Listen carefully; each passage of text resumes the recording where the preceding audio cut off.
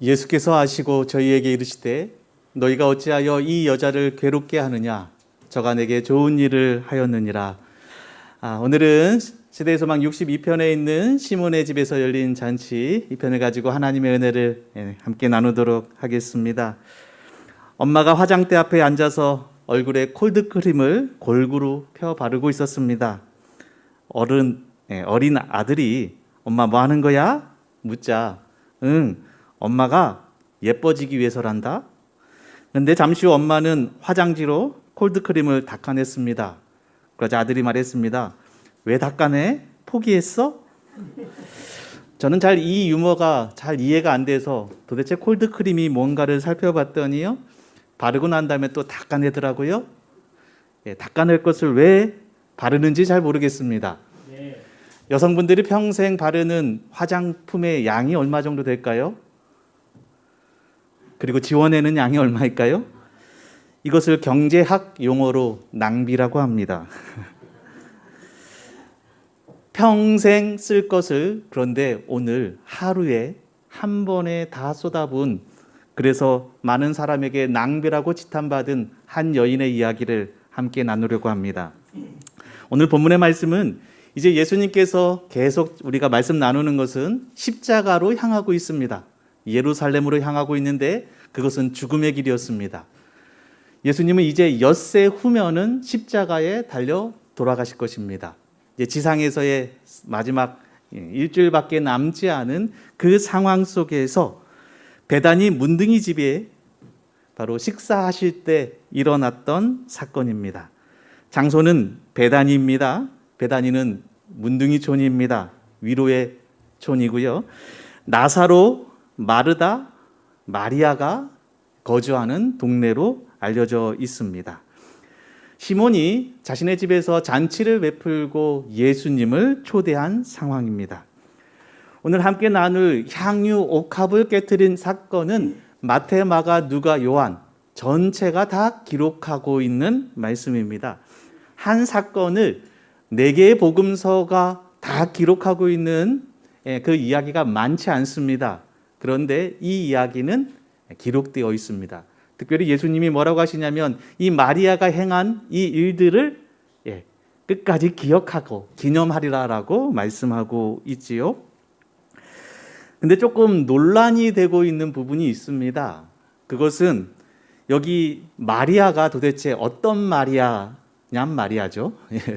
어떤 마리아일까요? 흔히들 이 마리아를 막달라 마리아라고 기존에 많이 이해되어 왔고 그렇게 보편적인 생각이었습니다. 막달라 마리아. 뭘 달라고 해서가 아니라 막달라는 무슨 뜻이죠?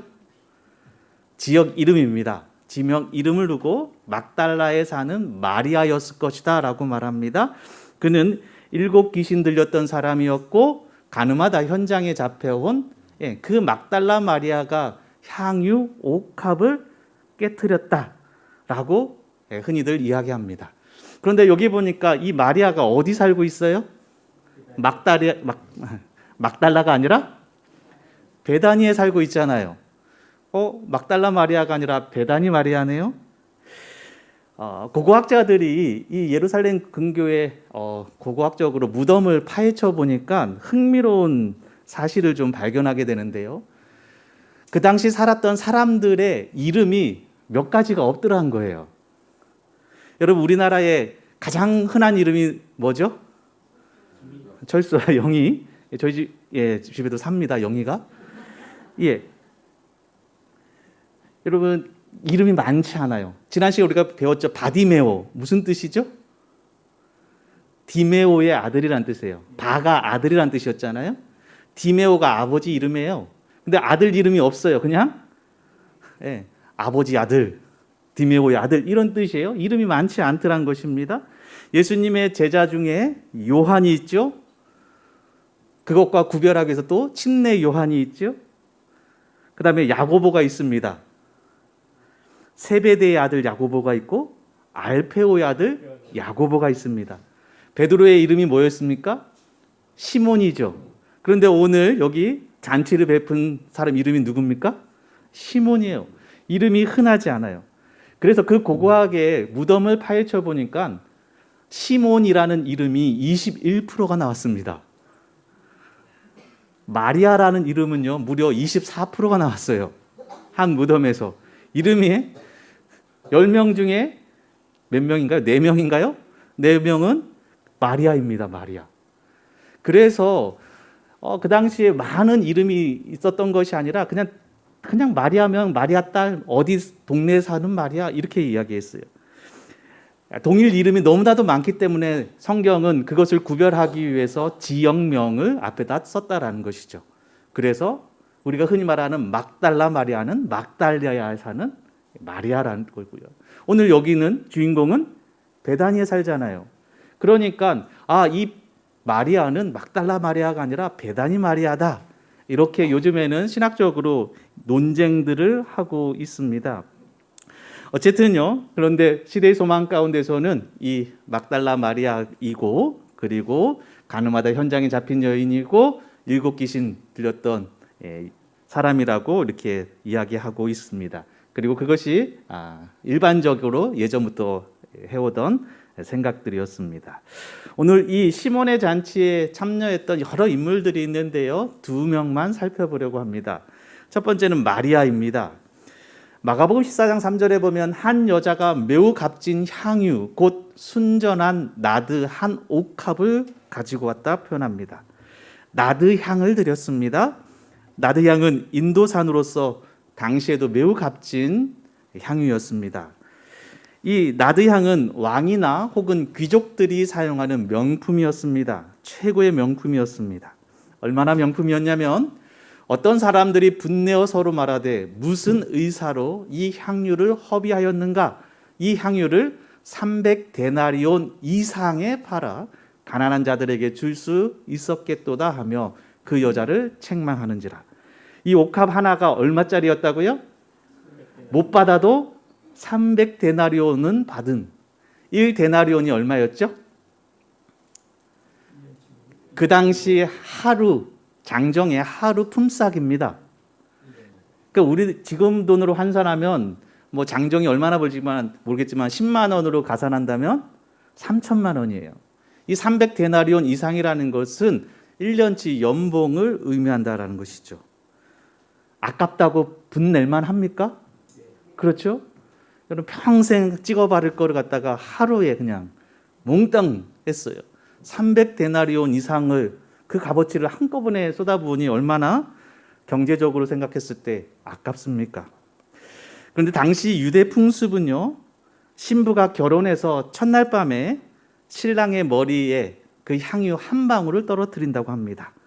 이 의미는 뭐냐면 당신은 내게 가장 소중한 사람입니다 라는 의미로 한 방울을 떨어뜨린대요.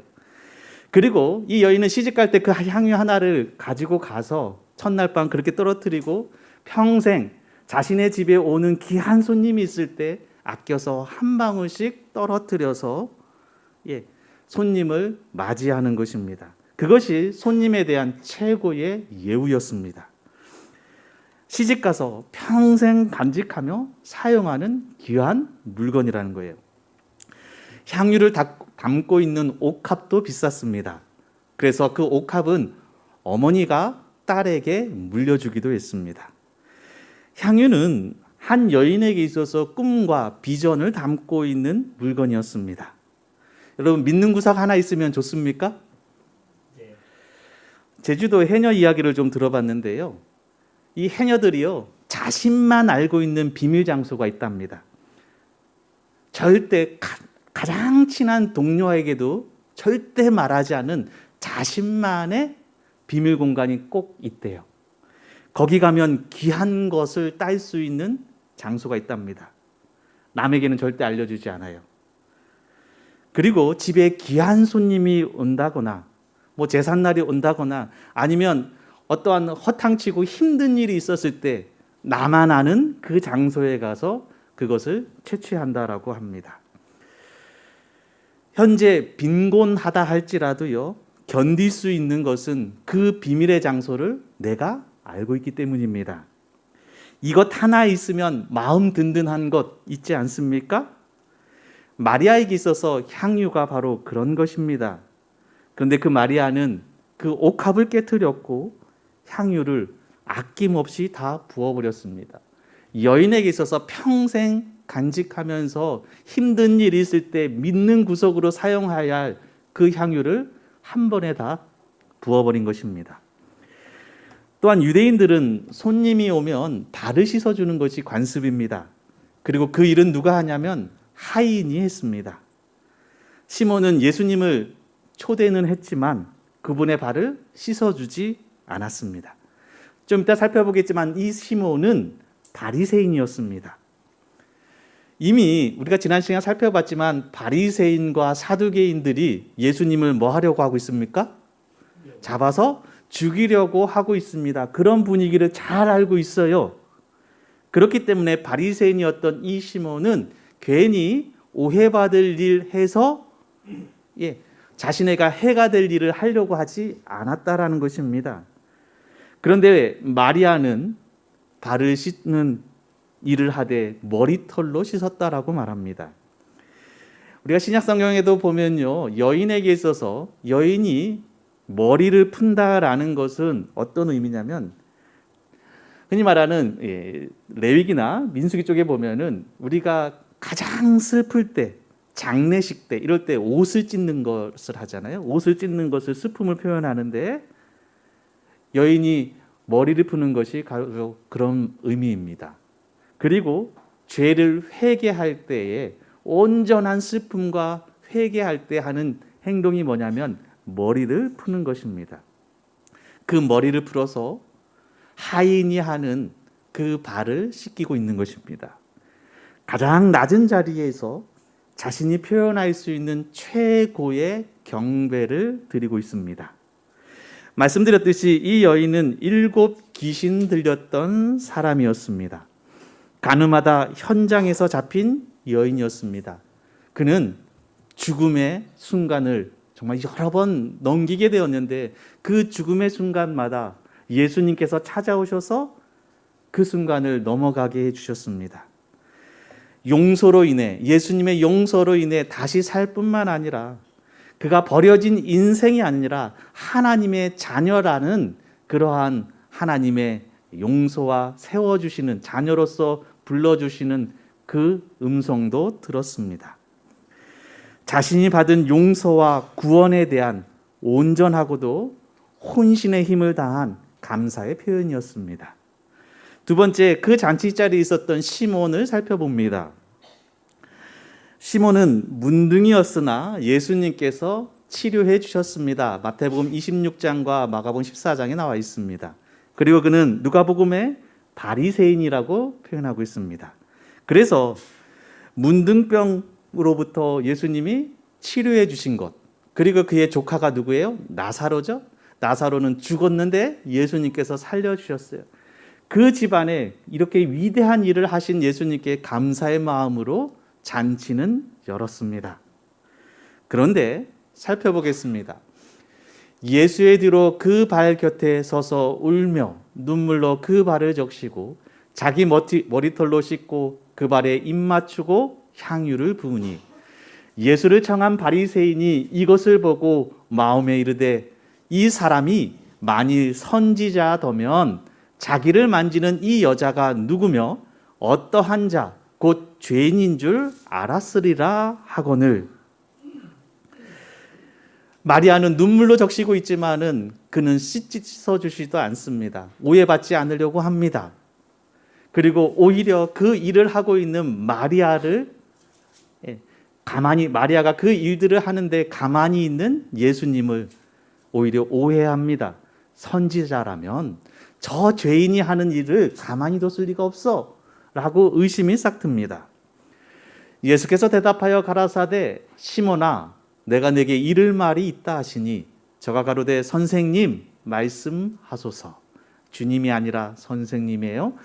가라사대 빚 주는 사람에게 빚진 자가 둘이 있어 하나는 500데나리온을 졌고 하나는 50데나리온을 졌는데 갚을 것이 없으므로 둘 다 탕감하여 주었으니 둘 중에 누가 저를 더 사랑하겠느냐? 빚진 자가 둘이 나옵니다. 하나는 500데나리온 2년치 연봉을 빚진 자고요. 50데나리온 한 2달치 빚진 자가 있습니다. 둘 다 탕감해 주었을 때 누가 더 좋아하고 더 감사할까요? 시몬이 대답합니다. 시몬이 대답하여 가로되 제 생각에는 많이 탕감함을 받은 자니이다. 가라사대 내 판단이 옳다 하시고 여자를 돌아보시며 시몬에게 이르시되 이 여자를 보느냐? 내가 내 집에 들어오매 너는 내게 발 씻을 물도 주지 아니하였으되 이 여자는 눈물로 내 발을 적시고 그 머리털로 씻었으며 너는 내게 입맛 주지 아니하였으되 저는 내가 들어올 때부터 내 발에 입맛 주기를 그치지 아니하였으며 너는 내 머리에 감람유도 붓지 아니하였으되 저는 향유를 내 발에 부었느니라. 시몬은 예수님께서 선지자라면 자신의 발에 향유를 붓고 있는 사람이 누구인지 아셨을 것이다 라고 말합니다. 7 귀신 들렸고 가늠하다 현장에 잡혔던 여인인데 그런 죄인이 발을 씻기고 있는데 가만히 두시다니요.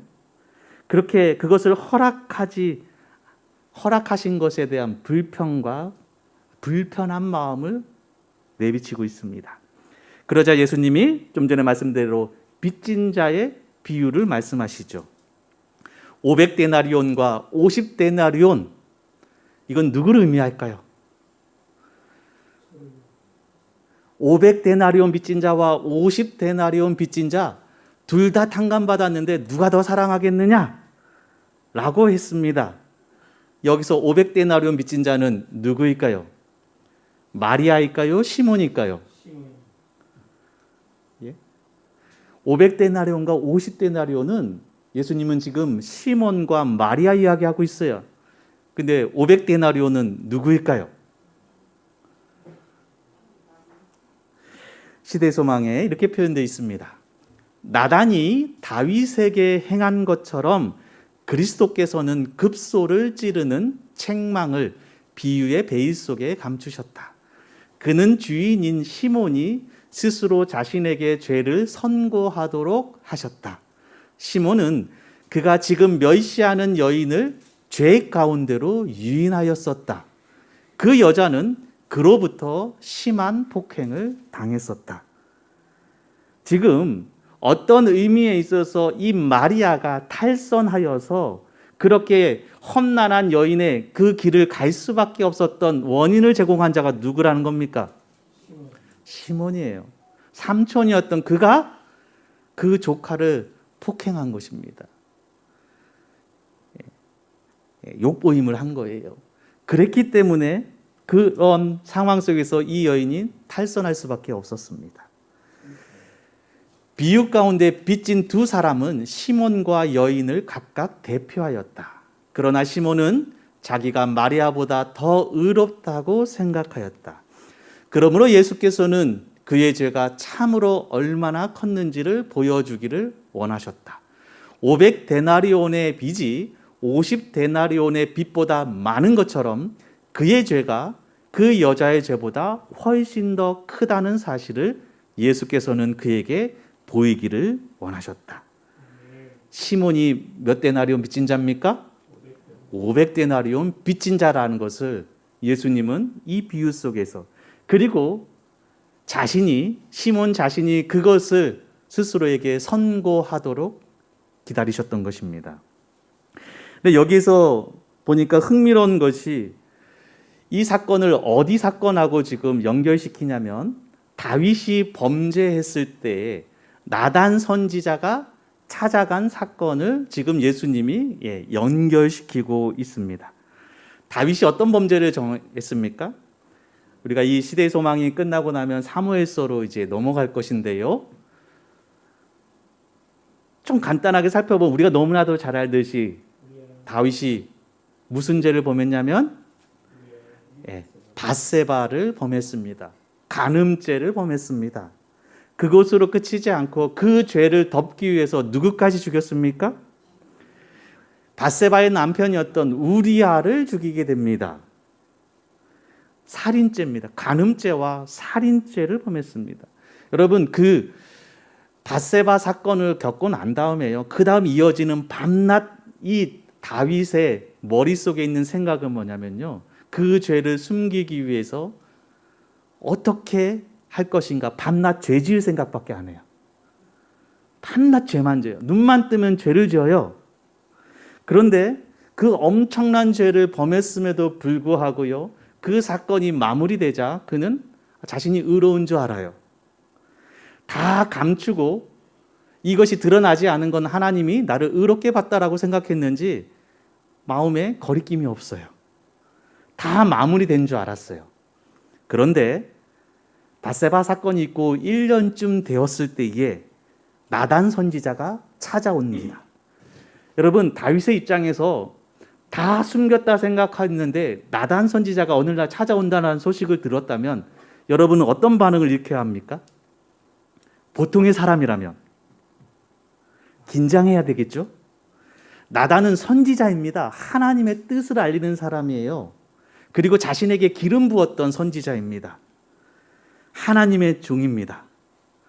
긴장해야 돼요. 아, 큰일 났다. 내가 감추려고 했던 그 죄가 드러난 것 같다. 긴장해야 돼요. 여러분, 나단 선지자가 다윗에게 찾아와서 죄를 선고하도록 이야기를 꺼냅니다. 무슨 이야기죠? 한 부자가 있고 한 가난아가 있어요. 그런데 그 부잣집에 손님이 왔는데 뭘로 잡아요? 양을 어떻게 잡아요? 자기 집 걸로 잡지 않고 가난한 집에 자기 자녀처럼 키우고 있는 그 암장을 잡아가지고 먹였다라는 거예요. 그랬더니 다윗이 뭐라고 말합니까? 이런 이야기를 하죠. 그러자 다윗이 그 사람을 크게 노하여 나단에게 이르되 여호와의 사심을 가리켜 맹세하노니 이 일을 행한 사람은 마땅히 죽을지니라. 저가 불쌍히 여기지 않고 이 일을 행하였으니 그 양 새끼를 4배나 갚아 주어야 하리라.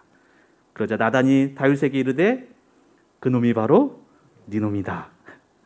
당신이 바로 그 사람이야. 그런 놈은 죽어 마땅하다라고 했는데 그 놈이 바로 네 놈이다라는 이야기를 듣고요. 다윗이 소스라치게 놀랍니다. 왜 놀라는지 아십니까?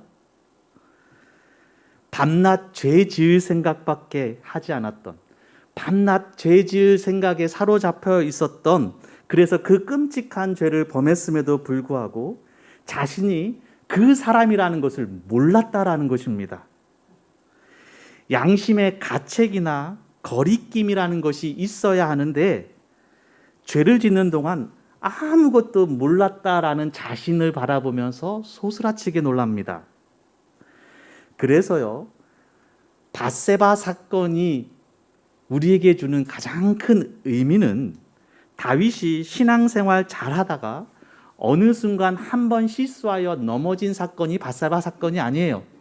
오히려 밧세바 사건을 통해 자신이 속절없는 죄인이었음을 깨달은 거예요. 그게 밧세바 사건, 나단 선지자가 우리에게 말하는 핵심 기별입니다. 여러분, 우리가 신앙생활 잘하다가 어쩌다가 한번 넘어지죠? 아니에요. 정말 우리는 괜찮은 사람이고 잘하다가 어느 한순간 하나 넘어져서 실수해서 넘어진 것으로 우리가 이해하지만 그게 아니에요. 그 한 번의 실수를 통해 내가 속절없는 죄인이었다라는 것을 깨닫게 하는 거예요. 그것이 다윗의 회개 속에 있는 가장 중요한 기별입니다. 우리가 잘 살다가 한 번 실수해서 죄를 범하는 것처럼 보이지만 의롭고 착한 사람인 줄 알고 살지만 그 죄를 통해 내가 죄인이었음을 깨닫는 거예요. 매우 중요한 그 죄를 접근하는 우리의 신앙의 모습이어야 합니다. 시대소망이 이렇게 표현되어 있어요. 이제 시몬은 새로운 빛 가운데서 자신을 바라보기 시작하였다. 시몬은 사람들 앞에서 공공연하게 자기를 책망하지 않으신 예수의 친절로 인하여 감동되었다. 그는 예수께서 그의 잘못을 다른 사람 앞에 드러내기를 원하지 않으시며 사실을 진실하게 말함으로 그의 마음의 죄를 깨닫게 하고 동정 어린 친절로서 그의 마음을 부드럽게 하기를 원하신다는 것을 알게 되었다. 시몬은 주님께 진 빚의 크기를 보았다. 시몬은 예수님의 빚진 자의 비유 속에서 500데나리온 빚진 자는 시몬 자신이고 마리아는 50데나리온 빚진 자라는 것을 그때서야 깨닫게 됩니다. 자신은 바리새인으로서 의로운 줄만 알았습니다. 그런데 예수님의 말씀을 듣고 나서야 다윗이 그랬던 것처럼 소스라치게 놀랍니다. 아, 내가 진짜 죽어 마땅한 사람이구나. 그런데 예수님이 나를 덮어주셨구나. 내가 저 마리아를 정죄하고 있지만 진짜 몰랐는데 마리아보다도 훨씬 많은 죄를 범하고 있었구나. 그런데 예수님이 조용히 내 마음속에 그 죄를 책망하시되 다른 사람 앞에서 책망하지 않고 나의 마음속에 회개를 이끌어내시는 예수님의 사랑에 감동되는 것입니다. 이 이야기를 이렇게 표현하고 있습니다. 제자들이 낭비라고 말한 마리아의 깨어진 향유 옥합은 민감한 또 다른 사람들의 마음속에서 1000번도 더 되풀이되고 있다. 아, 그래도 아깝지 않나?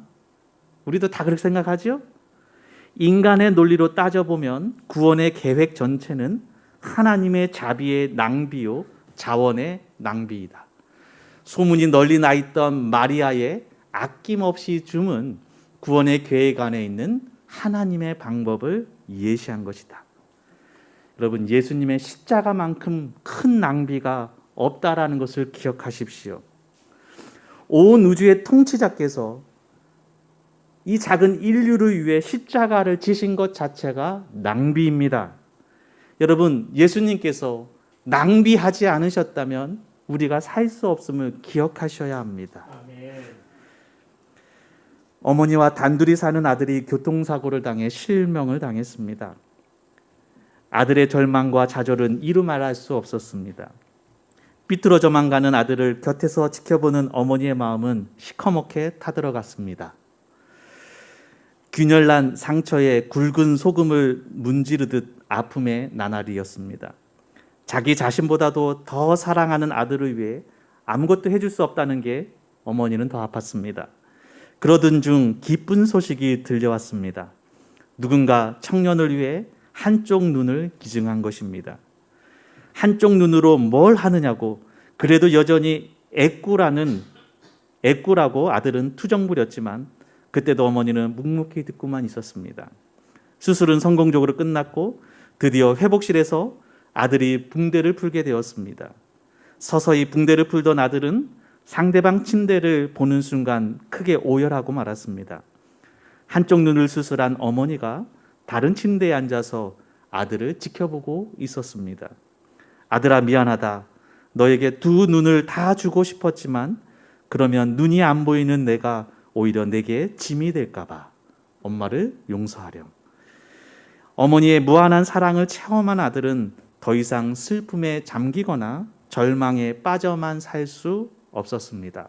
그리고 그는 변화된 삶을 살았습니다. 하나님은 당신 자신보다도 우리를 사랑하셔서 모든 것을 주셨습니다. 아멘. 그 사랑 때문에 우리가 살 수 있었던 것이죠. 아멘.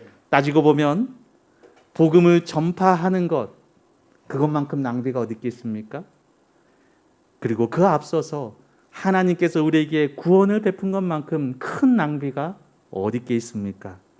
그 낭비 때문에 시몬은 다시 그 낭비를 바라보면서 아, 하나님이 낭비하셨기 때문에 내가 살 수 있었다라는 것을 깨닫게 된 것이죠. 이제 마지막 결론적 메시지입니다. 우리도 예수님께 향유를 드리자라는 것이죠. 언제 향유를 드리면 좋겠습니까? 마리아는 다른 사람이 보는 것을 피하려고 노력하였으며 그의 동작은 타인의 주목을 끌지 않도록 진행되었으나 향기가 방 안에 가득하였으므로 마리아의 행위는 마침내 참석한 모든 사람에게 알려졌다. 구주의 시신에 아낌없이 부으려 했었던 향기로운 선물을 그는 산 몸에 부은 것이다. 장사 때의 이 향기는 무덤에만 가득할 뿐이지만 지금 이 향기는 마리아의 믿음과 사랑의 보증으로서 예수의 마음을 기쁘게 하였다. 여러분, 성경 가운데는 향품 드리는 이야기가 4번 나옵니다. 첫 번째는 동방박사 이야기입니다. 아기 예수님께 유향과 황금과 향품을 드리려는 사건이죠. 두 번째는 오늘 본문에 막달라 마리아가 예수님께 향유를 쏟은 사건입니다. 그리고 세 번째는 유대 지도자였던 니고데모입니다. 그는 예수님이 십자가에 돌아가셨을 때에 향품을 100근이나 사서 장례를 치르도록 했습니다. 그리고 네 번째는 갈릴리에서 예수님을 사랑했던 여인들이 준비한 향품입니다. 이 향품을 가지고 무덤에 가서 예수님께 발라드리려고 했지만 돌이 옮겨진 것을 보고 향품을 드릴 수가 없었지요. 그런데 주님께 드려진 이 향품들은 또 의미가 다 달랐습니다. 그 향품을 4번 예수님께 가지고 갔지만 그 쓰임새와 목적이 달랐다라는 것입니다. 좀 전에 본 동방박사의 향품은 어떻게 쓰여졌습니까? 어린 아기 예수님이 태어났을 때 그의 부모는 가난했습니다. 그리고 구속의 경륜을 따라 어디로 피신해야 했냐면 애굽으로 피신할 수밖에 없었습니다. 그 애굽에 피신하는 그 과정에서 동방박사가 드렸던 그 향품이 요긴하게 사용되었습니다. 피난 자금으로 사용되었습니다. 마리아의 향품은 예수님의 장례식을 준비했습니다. 예수님께서 온 인류를 위하여 십자가를 지셔야 하는데 아무도 주목하지 하고 있는 그때에, 모두가 그분을 왕으로서 메시아로만 바라보고 있을 그때에 이제 일주일 후면 돌아가실 그 예수님의 장례식을 준비했던 향품이었습니다. 두 가지 안타까운 향품 드리기가 있습니다. 니고데모의 향품입니다. 니고데모는 예수님이 돌아가신 이후에 시신에 바르기 위해서 100근이 넘는 향품을 준비했습니다. 하지만 100근이면 뭐하고 10,000근이면 뭐합니까? 예수님께 그 향품은 아무것도 아니었습니다. 돌아가신 예수님이 자기 몸에 발라준다 한들 그 향품의 의미가 얼마나 하겠습니까? 물론 예수님의 장례를 도왔다라는 것에 의미를 둘 수 있겠지만 장례 이전에 드려졌다면 더 좋았을 것입니다. 그리고 또 하나 정말 안타까운 향품이 있습니다. 그것은 갈릴리에서 온 여인들의 향품입니다. 그들은 돌아가 향품을 예비했다라고 표현합니다. 그리고 주님께 드리려고 새벽부터 갔지만 예수님을 만나지 못했습니다. 비싼 돈을 들였다 할지라도, 정성을 많이 들였다 할지라도 그 향품은 예수님께 도움이 되지 않았습니다. 천하 범사에 다 시기가 있고 목적을 이룰 때가 있다라는 것이죠. 주님께서 쓰실 수 있을 때 드리는 것이 가장 아름다운 향품이 될 것입니다. 아멘. 영국 정부는 전쟁에서 큰 공로를 세운 고든이라는 장군에게 높은 지위와 많은 상금으로 표창을 하려고 했습니다. 그러나 이 장군은 모든 것을 다 거절하고 다만 그가 33회에 걸쳐서 참여했던 전투 기록을 새긴 금메달 하나만을 받았다고 합니다. 그 메달이야말로 그에게는 더없이 소중한 생명과 같은 것이었습니다. 그런데 장군이 죽은 후 유족들이 그 메달을 아무리 찾아보아도 찾을 수가 없었어요.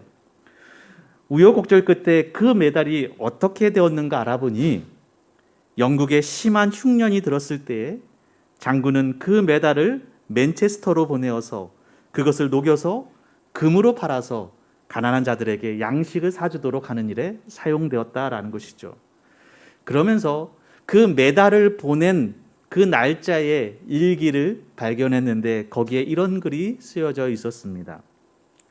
내가 이 땅에서 가장 귀중히 여기던 마지막 물건을 주 예수 그리스도께 오늘 바쳤다. 사랑하는 성도 여러분, 이제 말씀을 마치며 호소합니다.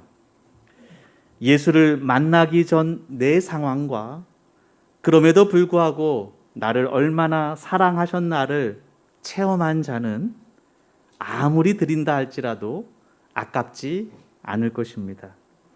또한 그것이 아무리 내 삶을 송두리째 드린다 할지라도 예수님께서 우리에게 주신 사랑에 비한다면 그것은 예수님께만 있는 낭비일 것입니다.